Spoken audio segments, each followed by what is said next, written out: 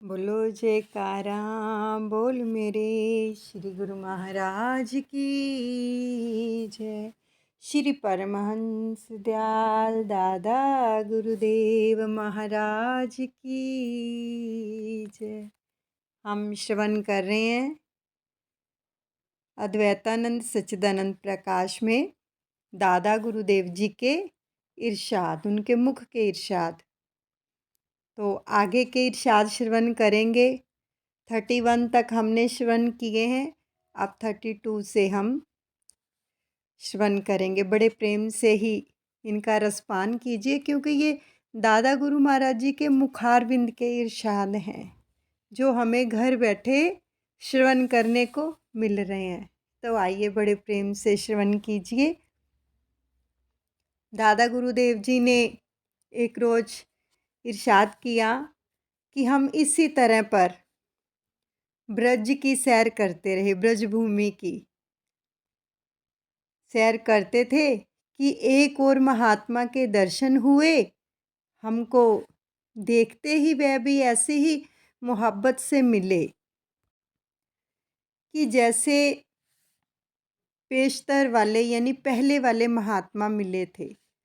तो उनकी खिले माथे और मोहब्बत पर हमको पहले वाले जो चेतावनी का बिल्कुल ख्याल और याद ही नहीं रही। जो पहले वाले महात्मा जी मिले थे दादा गुरुदेव को, उन्होंने फरमाया था ना, किसी से भी हाथ मत मिलाना। तो दादा गुरुदेव फरमा रहे हैं कि वो बात, वो चेतावनी हमें याद ही नहीं रही। और जब वह हमसे हाथ मिलाकर चले गए, जो अब वाले महात्मा थे, दादा गुरुदेव से उन्होंने हाथ मिलाया और चले गए, तो हमको ऐसा मालूम हुआ कि पेशतर वाले महात्मा से मिलने पर जो कुछ हासिल हुआ था उसमें से एक अंश भी बाकी नहीं रहा, सब चला जाता है ऐसे। ये दादा गुरुदेव जी ही फरमा रहे हैं कि जो कुछ उनसे मिला था, उन्होंने इसलिए कहा था कि किसी से हाथ मत मिलाना। तो बाकी का बिल्कुल अंश भी शेष नहीं रहा, सब कुछ ही चला गया।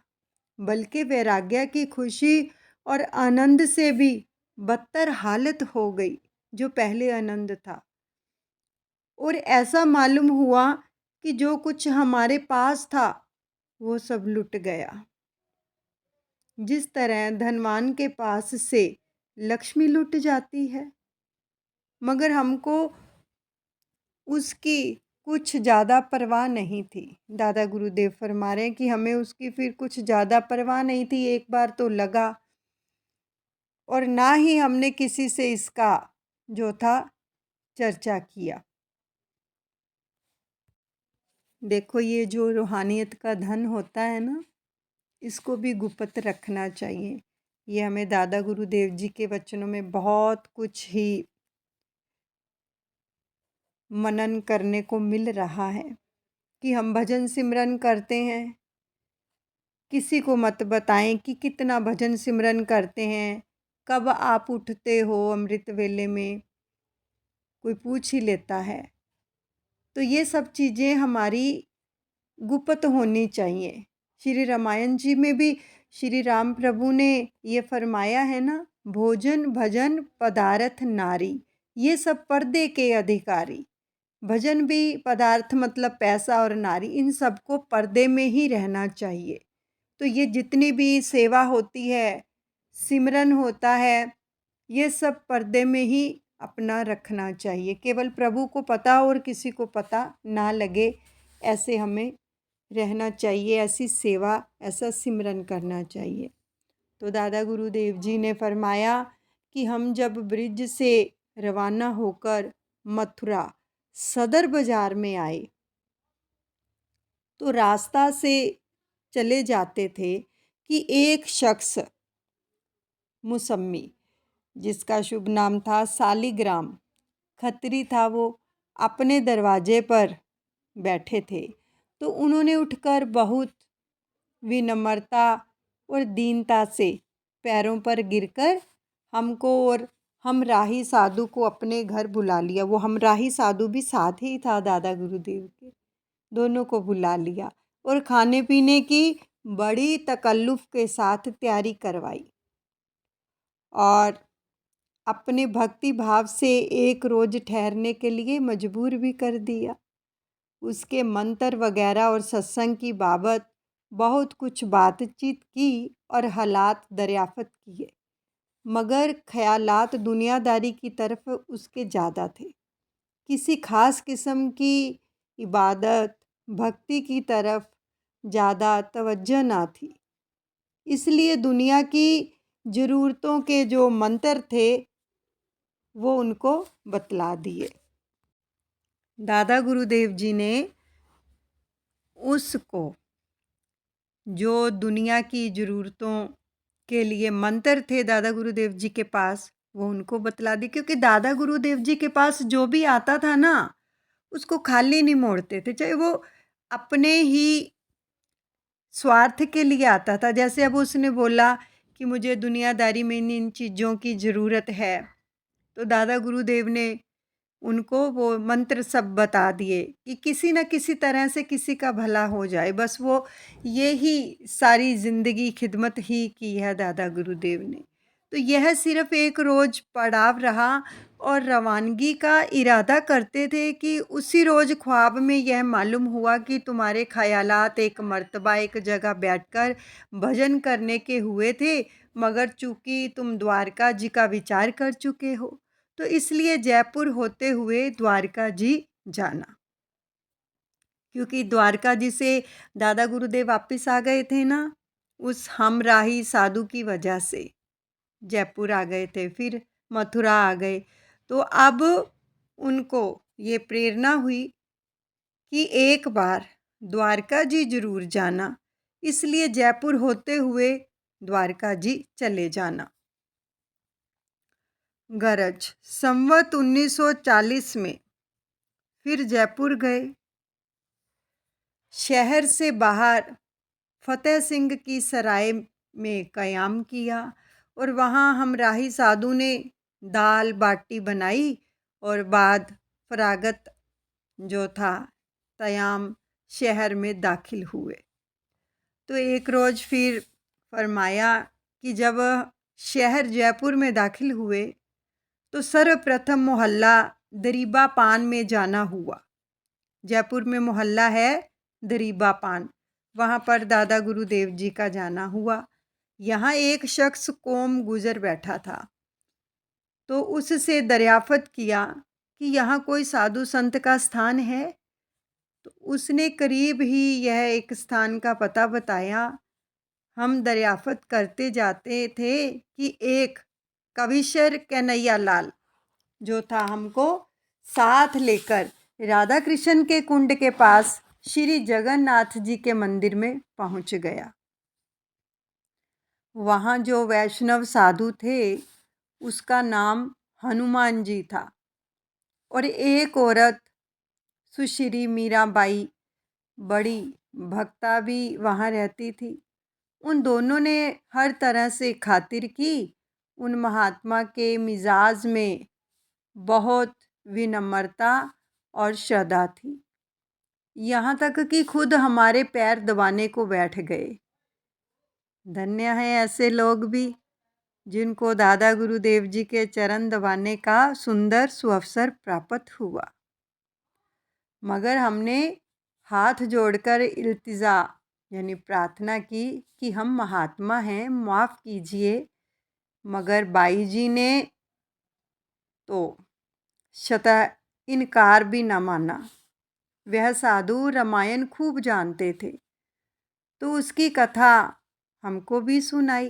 वाकई उनके वर्णन शैली और अर्थ वगैरह में एक ख़ास बात थी जो पहले कभी हमको मालूम नहीं हुई थी। तो श्री जगन्नाथ जी के मंदिर में दिन में कई बार भोग लगता था और हर दफ़ा वे हमको खाने पर मजबूर करते थे। तो उन्होंने हमको 2 रोज़ ठहरने पर मजबूर कर दिया और दिन दिन उनकी भक्ति बढ़ती जाती थी। उनका यह मंशा था कि हम वहीं क़याम करें, मगर चूँकि 2 रोज़ हमको हो गए थे, तो इसलिए ज़्यादा क़याम पसंद नहीं किया और उनसे शहर में घूमने की इजाज़त लेकर हम रवाना हो लिए। ज़्यादा ठहरते नहीं थे दादा गुरुदेव कहीं भी। तो फिर फरमाया कि श्री जगन्नाथ जी के मंदिर से रवाना होकर जब हम मोहल्ले में दाखिल हुए तो अव्वल जुआरियों से मुठभेड़ हुई। वहाँ पर जुआरी रहते थे, उनसे मुठभेड़ हो गई। तो चंद कुछ लोग जुआ खेल रहे थे, तो उनसे दरियाफ़त किया कि यहाँ किसी सत्संगी का मकान है। तो एक वृद्ध नाम का जो गौरी शंकर था, उसने बड़ी घृणा की नज़र से देखा और बड़ी कर्कश गुफ्तगू की। एक जो शख्स था वो मुसम्मी शंकर लाल भी वहाँ पर मौजूद था। तो उसकी वालिदा जो थी बहुत ही सत्संगी और हरि भक्त थी, लेकिन बुरी संगति से उनको जुए की लत लग गई थी। मगर माँ बाप का असर बाल बच्चा में आए वगैरह कब रहता है। माँ पर पूत पिता पर घोड़ा, बहुत नहीं तो थोड़ा थोड़ा। अब हमको देखकर खड़ा हो गया वो और बड़ी नम्रता के साथ दंडवत करके कहा कि एक शख्स बाबू महावीर प्रसाद हैं, आइए मैं आपको बताऊं। तो यह कहकर हमको उनके मकान पर करीब तक पहुंचाकर एक शख्स मंगूलाल से कह आया कि इनको बाबू साहब से मिला दो। वह हमको मकान के सैन में पहुंचा आया। हम राही साधु ने भगत महावीर प्रसाद कहकर आवाज़ दी तो उनका भाई जो अंग्रेजी की किताब याद कर रहा था आटा वगैरह ले आया। तो हमने उससे कहा कि हमको आटा जो है दरकार नहीं, इसकी ज़रूरत नहीं है, सिर्फ़ बाबू साहब से हमें मिलना है। तो बाबू साहब जो थे वो छापा खाना में मुलाजिम थे और वहाँ जाने के वास्ते कपड़े पहनकर तैयार थे। फ़ौरन नीचे उतर आए और बाकायदा नमो नारायण करके सेन में एक चौकी पर बैठकर कुछ सत्संग की बातचीत की। तो वहाँ से हमको श्याम सुंदर लाल के मकान पर ले गए। तो बीच मार्ग में द्वारका जी जाने और अन्य हालात का जो संक्षिप्त तौर पर बयान हो गया था, इसलिए उन्होंने हकीम साहब से कहा कि इनके वास्ते टिकट वगैरह का बंदोबस्त कर देना चाहिए और वह खुद छापा खाना चले गए। तो इसी बीच में एक शख्स लाला प्रभुदयाल जी जो अहलमद बख्शी खाना फ़ौज भी वहाँ तशरीफ़ ले आए। तो उनसे सत्संग की बातचीत होती रही। तो क्या हुआ कि लाला प्रभुदयाल जी हमको एक महात्मा के पास ले गए और उनका नाम था कृपाल शरण जी और उनके जो गुरु का नाम था वो महावीर शरण जी था। श्री अयोध्या जी से वैष्णव का भेष धारण किया था और श्री अयोध्या जी में युगल शरण जी की गद्दी में वो थे, उनकी गद्दी में से थे। तो उनके साथ एक जानकी दास जी की उनकी गुरु बहन भी वहाँ मौजूद थी। दोनों ने भेष के मामले में बहुत कुछ दरियाफ़त किया और उत्तरों में मुतमईन यानी कि संतुष्ट हो गए। तो हमको उन्होंने कच्ची रसोई खिलवाई और हमराही साधु ने कच्ची रसोई में शामिल होने से उसने इनकार कर दिया। तो इसलिए उसके वास्ते बाज़ार से पकवान मंगवाया गया। तो हमको अपने पास ठहरने के लिए बहुत आग्रह किया और जब लाला महावीर प्रसाद जी शाम को छापाखाना से वापस आए तो हमको वहाँ से एक और महात्मा के पास ले जाने के वास्ते कहा। तो उन्होंने बड़ी नम्रता के साथ हमको रोका, मगर लाला साहब वापस पहुँचाने का वादा करके हमको ले आए और एक महादेव जी के मंदिर पर ले जाकर कहा कि यह पानी वगैरह का पूरा यहाँ पर बंदोबस्त है, जब तक जी चाहे आप क़याम कीजिए, हम लोग भी कचहरी से वापस आकर सत्संग का लाभ उठाया करेंगे। उस स्थान पर एक साधु चंद्रनाथ जी रहते थे, तो उन्होंने बड़ी जो इंकसारी यानी विनम्रता से कहा कि हम आपके दास और बालिका हैं, आप यहाँ ही क़याम कीजिए, हम यथाशक्ति आपकी सेवा करेंगे। और लाला साहब ने जिस जिस खिदमत और बात के वास्ते उनसे कहा, उन्होंने सब स्वीकार कर ली। तो क्या हुआ कि हम राही साधु को चंद्रनाथ जी के पास छोड़कर हम और लाला महावीर प्रसाद जी एक और महात्मा जी से मिलने चले गए। तो वे महात्मा घाट दरवाजा दहा भाई दारोगा रामचंद्र जी की हवेली पर रहते थे और दारोगा साहब के गुरु थे, तो उनका नाम स्वामी आनंदपुरी था।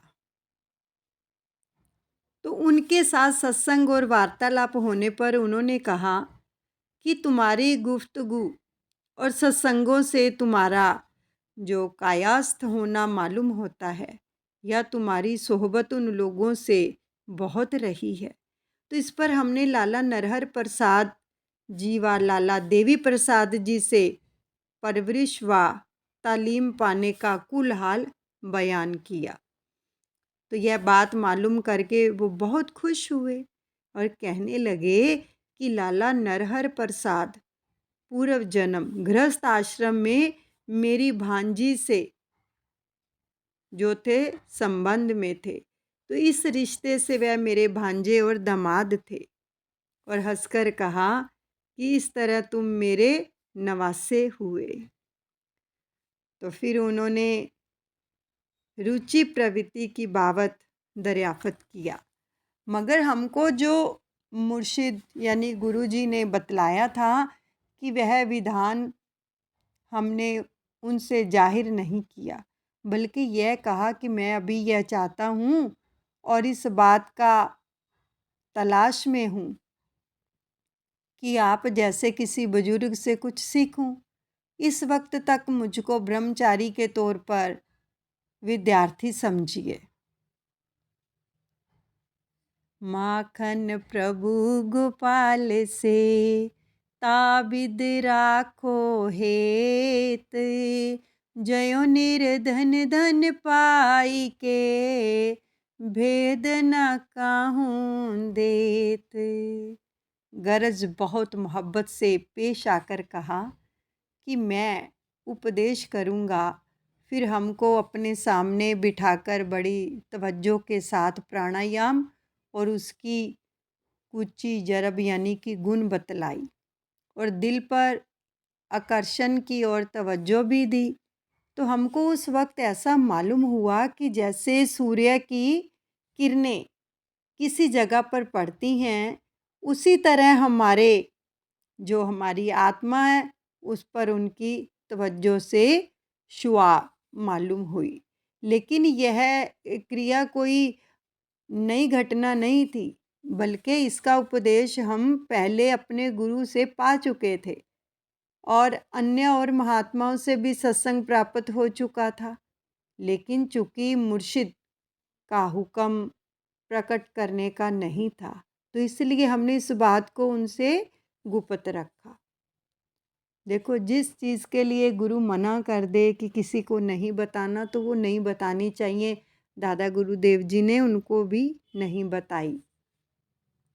और जब यह कार्रवाई हो चुकी, तो लाला महावीर प्रसाद ने कहा कि जो लोग मौजूद हैं उनको कुछ प्रसाद मिलना चाहिए। और महात्मा जी का इशारा पाकर कोठे में जो कलाकंद व बताशे वगैरह मौजूद थे, लेकर सबको बतौर प्रसाद तकसीम कर दिए। तो सब लोगों पर यह भी जाहिर कर दिया कि यह हमारे गुरु भाई हुए। तो उस वक्त करीब 5 बजे शाम का वक्त था और वहाँ पर अलावा हम 3 शख्सों के एक सनाड्य जो थे ब्राह्मण पुजारी और एक सुश्री और बुद्धनाथ जो महात्मा से उपदेश लेने आती थी, और भी कई साधु मौजूद थे। उन सबको इस बात की बड़ी खुशी हुई, क्योंकि वे सब उन महात्मा के शिष्य थे। तो उनके दिल में ये ख्याल रहता था कि हमारे गुरु महाराज वृद्ध हो गए हैं, मगर कोई ऐसा आदमी नहीं है जिससे हम उनका जानशीन उत्तराधिकारी को मानेंगे।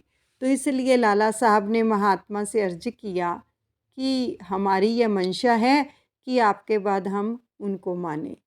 तो इस पर महात्मा जी ने हमारी बहुत कुछ तारीफ़ की और हमको जो है पास रखने के लिए, पास रखने की बाबत में कुछ बहस और ख्याल दिल पर ना था, और होने में भी कुछ नाखुशी भी नहीं थी। इस बारे में उनके जो ख्यालात औसत दर्जे के थे। फिर लाला साहब ने महात्मा जी से हमारे ठहरने के बारे में दरियाफ़त किया कि इनको अपने पास ठहराइएगा, या मोती दरवाज़ा गणेश जी के मंदिर में जो मुतल्लिक जहाँ आपका स्थान है, या मैं अपने साथ ले जाऊं। तो उन्होंने फरमाया कि यहाँ जहाँ इनकी और तुम्हारी खुशी हो वहीं ठहरे, हमको मंजूर है। तो उस वैष्णव साधु का जिक्र आने पर दरियाफ़त किया तो कह दिया कि वह कोई पढ़ा लिखा आदमी नहीं है, सिर्फ हिंदी का जो है अक्षर ज्ञाता है, तो उसको यहाँ क़याम कराया जावे। तो कहा कि जहाँ अब ठहरे हैं वहीं रहने दो। या एक वैष्णव साधु जो था रंग रामदास, उनसे मैं कह दूँगा कि वहाँ ठहरने में बहुत आराम होगा, ठाकुर जी का भोग मिला करेगा, उसका प्रसाद वो पाया करेगा। मगर जब हमसे क़याम के बारे में दरियाफ़त किया तो हमने भी कह दिया कि जहाँ वह हमराही साधु ठहरेगा वहाँ ही हम ठहरेंगे, क्योंकि उसको साथ ही लेकर आए थे और छोड़ते थे तो वो रोता था, तो इसको अलहदा नहीं कर सकते। ये दादा गुरु महाराज जी ने फरमाया। गरज वहाँ से रवाना होकर एक साहब लाला कृष्ण वल्लभ जी के मकान पर गए। यहाँ ये जो थे बड़े ही सत्संगी आदमी थे, तो वहाँ भी और भी बहुत से सत्संगी जमा थे। वहाँ से रात को 8 बजे महादेव जी के मंदिर से हमारी साधु को, हमराही साधु को साथ लेकर लाला महावीर प्रसाद जी के मकान पर आ गए 8 बजे रात को। तो लाला साहब की जो वालिदा थी वो स्वामी आनंदपुरी जी की शिष्या थी, तो वह भी हमसे बहुत मोहब्बत से पेश आई। हम सब ने साथ खाना खाया, रात को सत्संग होता रहा, हाफिज़ की गज़ल पढ़ते रहे। देखो, हाफिज़ की गज़ल पढ़ते रहे और फिर सोए भी वहीं पर ही, और वहीं पर सोए और फरमाने लगे कि देखो, आबो दाना भी अजीब चीज़ है। द्वारका जी का ख्याल था, मगर जयपुर में ही पड़ गया। हम वनवासियों को शहर में क़याम करना एक जो था वो बाले जान था। तो विशेषतः जो था सोच वगैरह की तरफ से तबीयत बड़ी परेशान थी। इसलिए हमने लाला महावीर प्रसाद से कहा कि हमको बाहर ही शौच जाना पसंद है, अगर इसका बंदोबस्त हो जाए तो बेहतर हो। तो उन्होंने हमको मोती दरवाजे पर गणेश जी का स्थान दिखला दिया। वहाँ हमको वो भी पसंद आया। एक पुजारी कोम पारीख रहता था, भेषधारी तो था नहीं, मगर उसने स्वामी अनंतपुरी जी से उपदेश लिया था, और उसके ऐसे ख्यालात थे कि स्वामी जी के बाद वह उस मुकाम पर अधिकारी हो जाए। जो पुजारी था ना वहाँ पर मंदिर में, तो दादा गुरुदेव फरमा रहे हैं कि उसका ख्याल था कि स्वामी जी के बाद वो उनका अधिकारी हो जाए, यानी उसको गद्दी मिल जाए, क्योंकि उनके और चेला वगैरह तो था ही नहीं कोई। तो लाला साहब ने उनसे कहा, महात्मा बहुत लायक है, तुम इनसे पढ़ना लिखना और इनकी खिदमत करना। तो उसने जाहिरा तो कबूल कर लिया, मगर अंतर से आत्मा पर मलाल आया कि अगर ये यहाँ रहेंगे तो मेरा इस जगह कब अधिकार हो सकता है। हमने यह मालूम करके सोचा कि किसी का दिल दुखाकर क़याम करना दुरुस्त नहीं है, तो हमने लाला साहब से कह दिया कि खैर देखा जाएगा, पहले हम राही साधु के क़याम का बंदोबस्त कर लें। यह कहकर चंद्रनाथ जी के पास चले गए।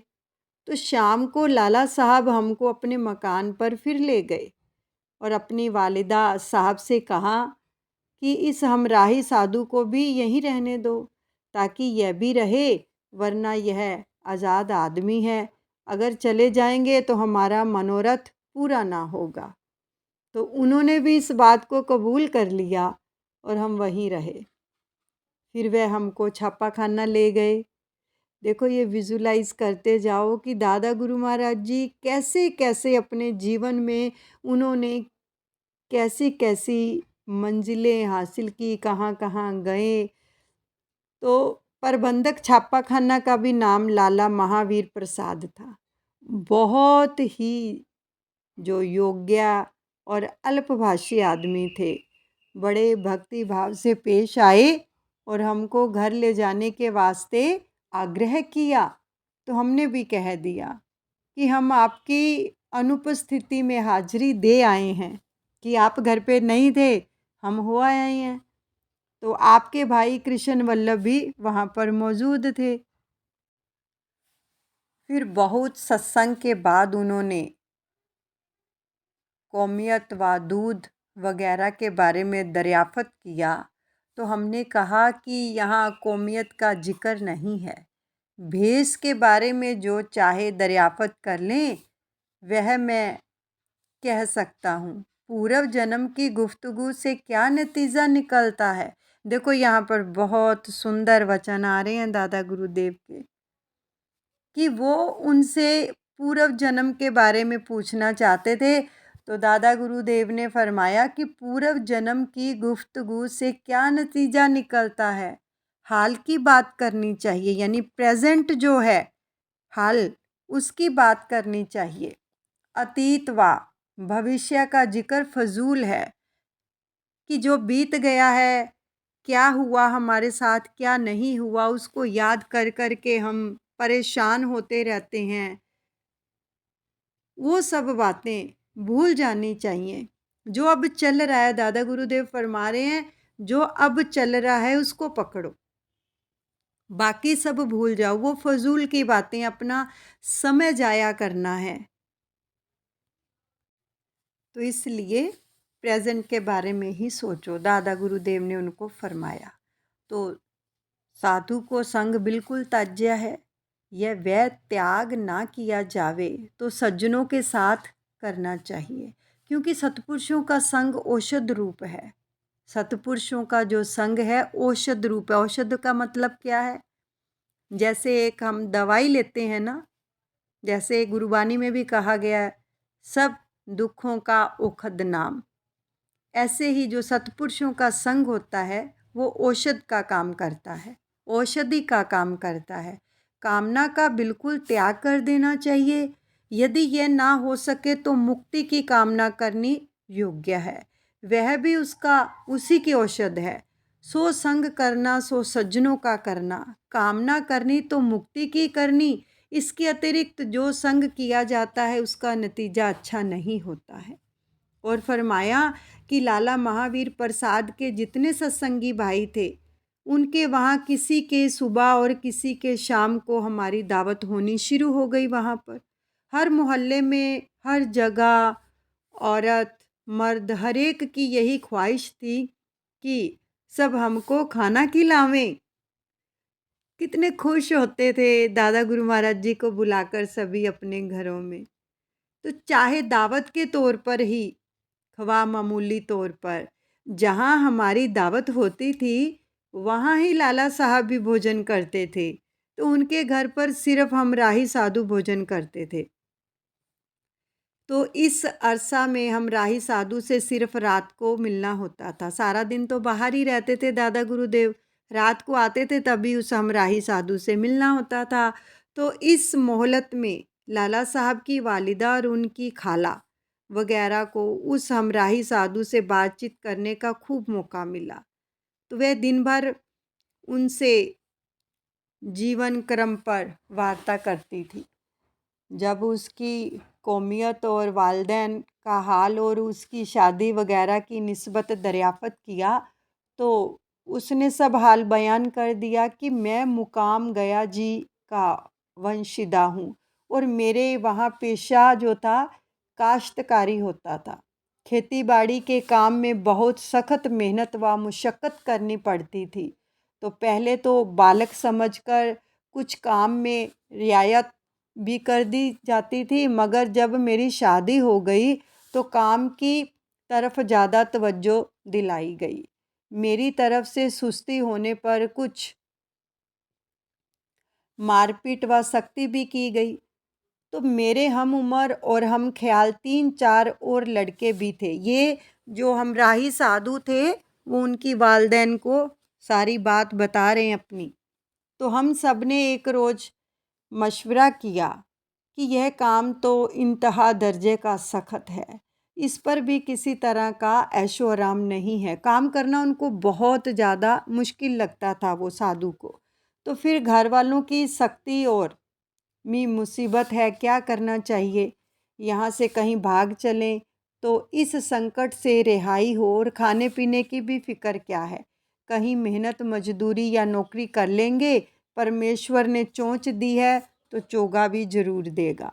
तो ऐसी सलाह करके हम 5 लड़के वहाँ से भागे। ये वो साधु बता रहे हैं।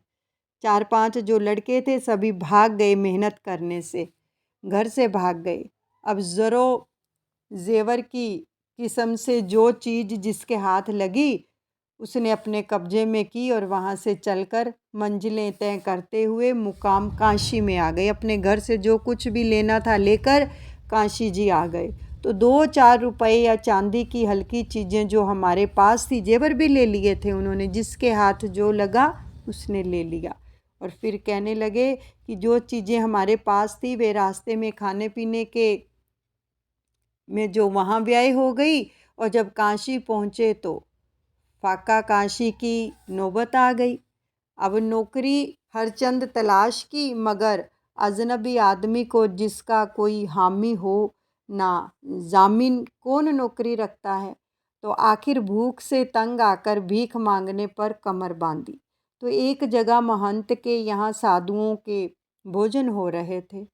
हम अब वहीं जा डटे और उनका ठाठ बाट और प्रबंध देखकर दिल में आया कि सब झगड़े से साधु ही हो जाओ। देखो यह किसी के ना नौकर ना चाकर और कैसे मज़े से खाते खाते और मौज उड़ाते हैं। करे नौकरी आवे चोट, सबसे भले भीख के रोट। और जब वे लोग खाने बैठे तो हमको भी निर्धन व गरीब समझकर खाना खिला दिया। ये साधु महाराज फरमा रहे हैं। मगर खाने के बाद भी हम वहीं बैठे रहे तो आदमियों ने जो थे इस सारे हाल चाल पूछना शुरू किया, सारा उनका हाल चाल कि क्या किया कि अब तुम क्या चाहते हो। वो बैठे जू रहे, उठने का नाम नहीं ले रहे थे। तो उन्होंने बोला कि हाँ जी बताओ अब तुम क्या चाहते हो। हम सब ने एक जुबान होकर कह दिया कि महाराज हम सब साधु होना चाहते हैं, हमको अपना चेला बना लीजिए। तो उन्होंने हमारे दीगर हालत व शादी विवाह की बाबत दरियाफ़त किया तो हमने उल्टा सीधा जवाब दे दिया और शादी होने से इनकार कर दिया और भजन करने की गरज से साधु होने का इरादा जाहिर किया। अब भजन का नाम सुनकर वहाँ क्या देरी थी, फ़ौरन हजामत होने लगी। कुछ अरसा तो बड़े चैन से गुजरी, हलवा पूरी खाना और मौज उड़ाना। मगर जब महंत जी ने पूजन भजन की जो ताकीद यानी कि आग्रह किया और अन्य महात्माओं ने भी कठोरता से किया, तब से वहाँ से पैर उखड़े और हम सब वहाँ से निकल भागे और द्वारका जी की ठानी। अयोध्या जी के करीब इन स्वामी जी से मुलाकात हो गई। दादा गुरु महाराज जी अयोध्या के करीब थे तो उसने फरमाया कि दादा गुरु महाराज जी से हमारी भेंट हो गई, मुलाकात हो गई, तो इनको हम बतौर महंत मानते थे। जब सारे जने इकट्ठे चल रहे थे तो दादा गुरुदेव ने फरमाया था ना, चलते चलते 5-6 साधु हम राही और मिल गए थे, तो उनमें से ये एक साधु ये भी था। मगर भीड़ भाड़ से इनकी तबीयत उकता गई। वो सारी बातें बता रहे हैं अब उनको कि इनको भीड़ भाड़ अच्छी नहीं लगती थी दादा गुरुदेव को, और थोड़ी थोड़ी दूर चलकर कायाम करना शुरू किया। तो इसलिए वे साधु तो छोड़कर चले गए। इन्होंने मुझसे भी कई मर्तबा जाने को कहा, मगर मैंने मंजूर नहीं किया। और जब से इनके हमराही हुआ हूँ और मुझको इनके साथ ऐसा आराम व सुख मिला है, और ये ऐसी मोहब्बत करते हैं कि इनको छोड़ने को जी ही नहीं चाहता। सच में यह कथा सुनकर सब महिलाएं रोने लगी और कहा कि तुम्हारा सब योग भ्रष्ट हो जाएगा। तुमने अपनी माँ और जवान स्त्री की आत्मा कल पाई है, तुम भी कभी कल ना पाओगे, तो उनकी कल्पना तुम पर पड़ेगी, और जिस कदर आंसू उनके गिरेंगे उतने ही बरस तुमको नरक में रहना होगा। ये वहाँ की औरतें जिस घर में वो साधु रुके थे उनको बता रही हैं हम राही साधु को, क्योंकि वो शादी करवा के अपनी पत्नी को, अपनी माता को, सबको छोड़ आए थे। अगर तुमको ऐसा ही करना था तो शादी क्यों करी? तुम्हारा हृदय कठोर है, तुम भजन क्या खाक करोगे? तुम अभी प्रभु की कदर नहीं जानते। प्रेम के बराबर दुनिया में कोई चीज नहीं है। फिर स्त्री का प्रेम देखना चाहिए। प्रेम सगा सोई सगा, हाड़ा सगा न जान, मात खड़ी तिरिया जले, यही प्रेम को बान। गरज उसको बिल्कुल मोह के फंदे में फंसा लिया। साधु भी उनकी हालत देखकर रोने लगा और कहा कि अब मैं क्या करूं? अब वो भी रोने लग गया। जब औरतें रोने लगी, ये सब कुछ कहा, तो वो भी रोने लग गया और कहने लगा मैं क्या करूं? घर भी तो नहीं जा सकता। स्वामी जी महाराज से अलहदा होने को तबीयत भी नहीं चाहती है कि मैं दादा गुरुदेव से भी अलग हो जाऊं। इत्फाक से उस रोज़ स्वामी अनंतपुरी जी भी वहाँ तशरीफ़ ले आए और स्त्रियों ने उनसे हमराही साधु का कुछ चर्चा किया और सिफारिश की कि महाराज आप भी इनको ऐसी सलाह दीजिए कि यह घर वापस चले जाएं, क्योंकि यह स्त्री वगैरह को छोड़कर आए हैं। तो स्वामी जी ने भी उनके कहने के मुताबिक साधु से कहा कि अगर वाकई तुम्हारी हालत ऐसी है और तुमको उनका ख्याल है और मोह दूर नहीं हुआ है, तो वापस जाने में क्या आनाकानी है? तो ब्रह्मचर्या में भी तो घर से अलहदा गुरु के पास रहकर फिर गृहस्थ आश्रम में प्रवेश करते हैं। तुम भी इस हालत को ऐसा ही समझना। ऊँघते को ठेलने का बहाना काफ़ी है। तो द्वारका जी जाने के टिकट वगैरह के लिए लाला साहब ने जो चंदा किया था वह सब उस साधु के पास ही था। इलावा इसके और रुपया भी था। बस बिस्तर गुस्तर लेकर वह घर वापस जाने का इरादा करके सीधे स्टेशन को रवाना हुए। वो साधु फिर चला गया स्टेशन पर। तो यह कुल माजरा हमारी अदम मौजूदगी यानी कि अनुपस्थिति में हुआ। ये दादा गुरुदेव फरमा रहे हैं कि हम वहाँ पर उपस्थित नहीं थे। ये सारा जो कुछ भी हुआ वो दादा गुरुदेव जी की अनुपस्थिति में हुआ, वो थे ही नहीं वहाँ पर। और जब हम शाम को आए और साधु को घर पर नहीं पाया तो महादेव जी के मंदिर पर गए।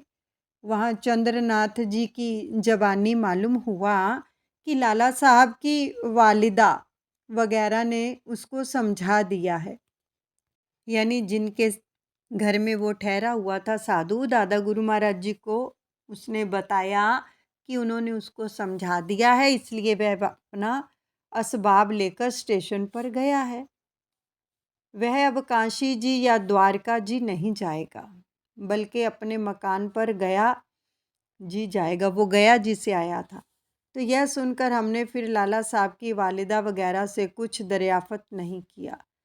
हम राही साधु ने घरेलू मामले का हाल हमको तनिक भी मालूम नहीं था, क्योंकि इन बातों का दरियाफत करना कायदा फ़कीरी के खिलाफ है। बहुत सुंदर वचन आ रहे हैं। देखो, दादा गुरुदेव फरमा रहे हैं कि हमें मालूम ही नहीं था कि वो कैसे आया है, घर को छोड़कर उसकी शादी हुई है या नहीं हुई है, कुछ भी मालूम नहीं था। और ना ही दादा गुरुदेव ने उस साधु से पूछा था। और फिर यहाँ पर देखो, दादा गुरुदेव फरमा रहे हैं कि जो साधु होते हैं, जो फ़कीर होते हैं, अगर वो ऐसी बातें करते हैं तो ये खिलाफ है, फ़कीरी के खिलाफ है। अब खुद सोच लो, क्या हम साधु संतों के पास जाकर अगर अपने घर की बातें करते हैं तो वो ठीक है? ये दादा गुरुदेव जी फरमा रहे हैं, क्योंकि इन बातों का दरियाफ़त करना कायदा फ़कीरी के खिलाफ है। यानी कि फ़कीरों को तो केवल भजन सिमरन में और रूहानियत में प्रभु की भक्ति की बातें ही करनी चाहिए। आगे के इरशाद नेक्स्ट टाइम श्रवण करेंगे। बोलो जयकारा, बोल मेरे श्री गुरु महाराज की जय। श्री परमहंस दयाल दादा गुरुदेव महाराज की जय। अनुचित क्षमा करें गुरुदेव।